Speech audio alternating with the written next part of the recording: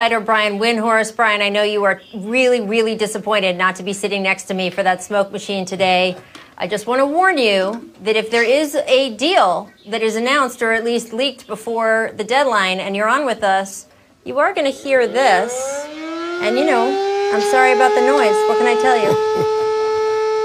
Key player alert.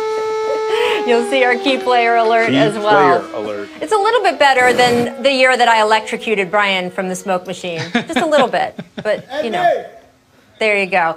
I want to ask you guys about Anthony Davis because he can sign that long-term extension we've been talking about with the Lakers. All roads, of course, lead to him staying in LA. He does have some choices. And as you heard Woj say in our last block, he's not expected to commit in the immediate days. Brian, can you explain a little bit about what's going on here to our audience, what his options are, and is there any point they should start getting nervous?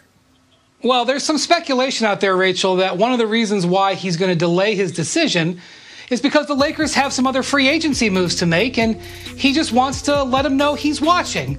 Now, I don't think there's any stress out there. He will be a Laker, but one of the guys they have to make a decision on, and it's a tough decision about how much to pay him, is Kentavious Caldwell-Pope, who is represented by the same agent, Rich Paul.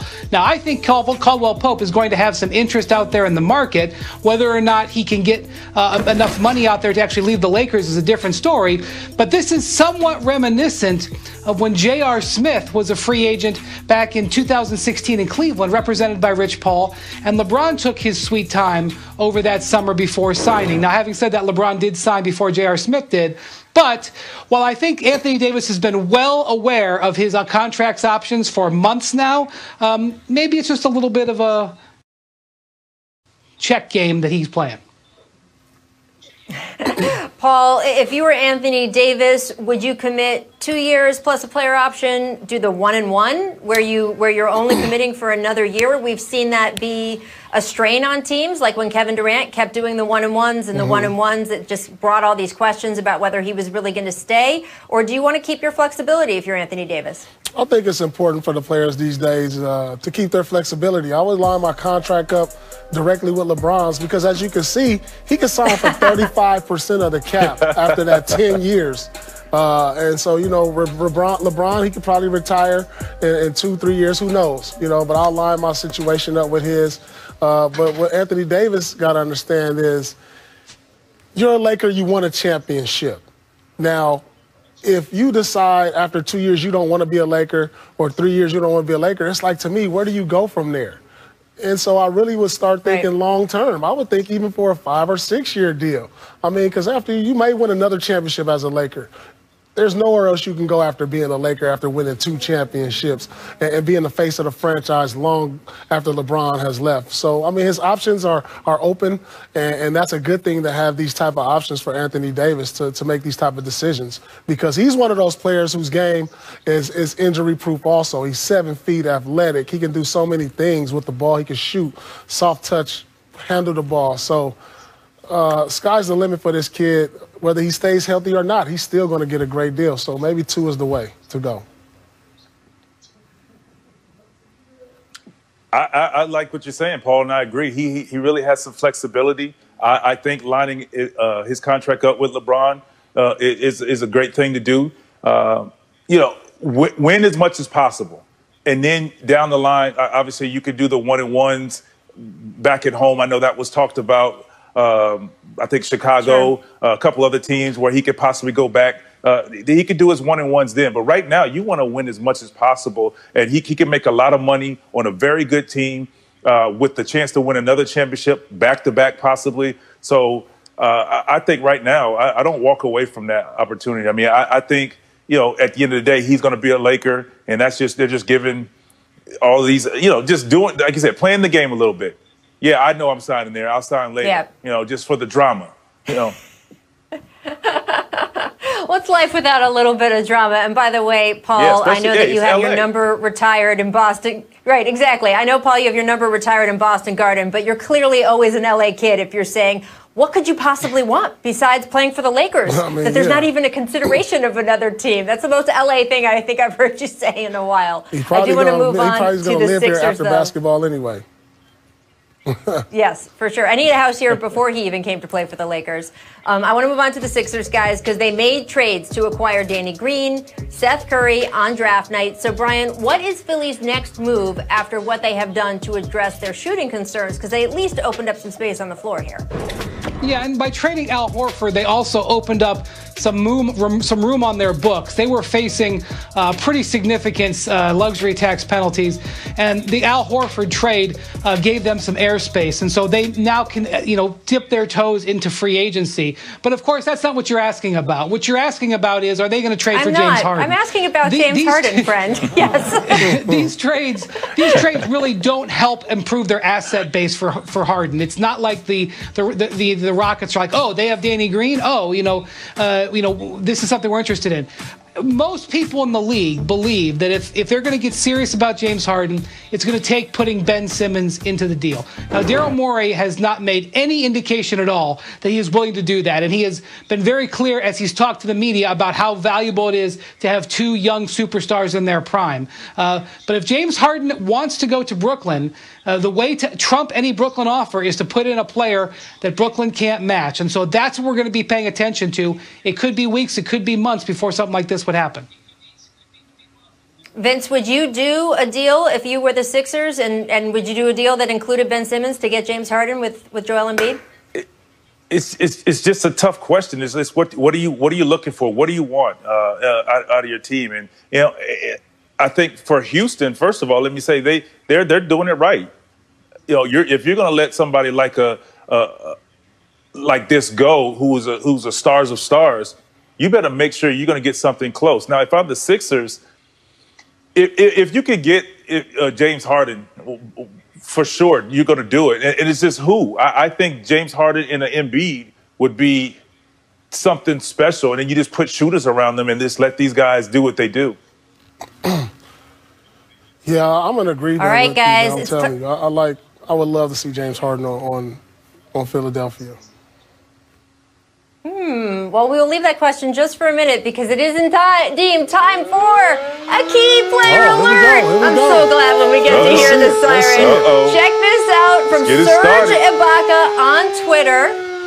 Posted a photo with the caption, "On my way to ... That might be on his way back to a breakdown. Just Boston. He could be. Let's go to Amin Al-Hassan real quick to break down why Serge Ibaka is so valuable.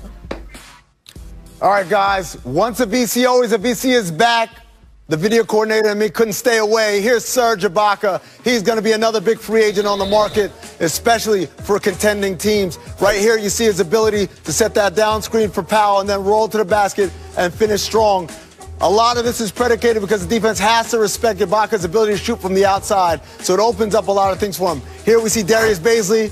He closes out a little too late, a little overcommit. Ibaka, one dribble, front of the rim, finishes. Again, this is because they're afraid of his jump shooting from the perimeter.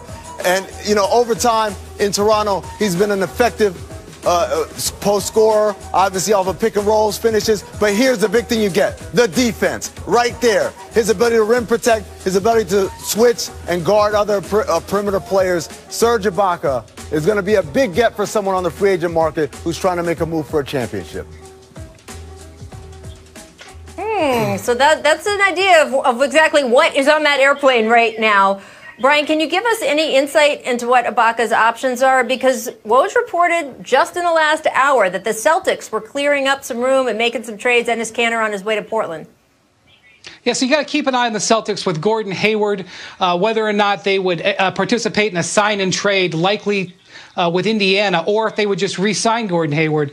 The thing with Serge Ibaka is he will get the most money likely if he stays put in Toronto.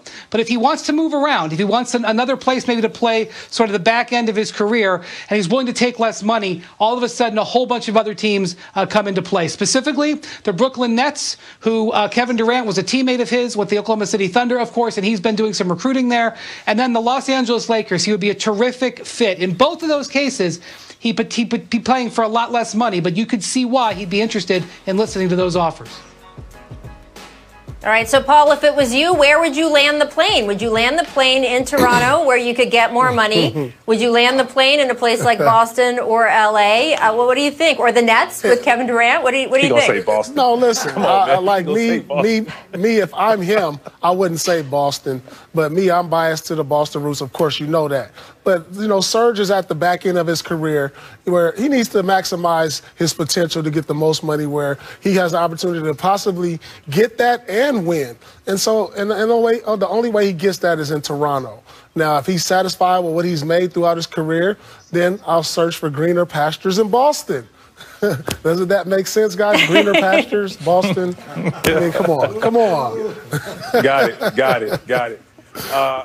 I think, like I said, signing back with Toronto, I think it all depends on what Fred VanVleet is going to do. We know Gasol has moved on. I think that will be the issue there. I like him in Brooklyn as a defender, shot blocker, stretch the floor for shooting. That opens up. Now, what do you do when you who do you double off of if he goes to Brooklyn?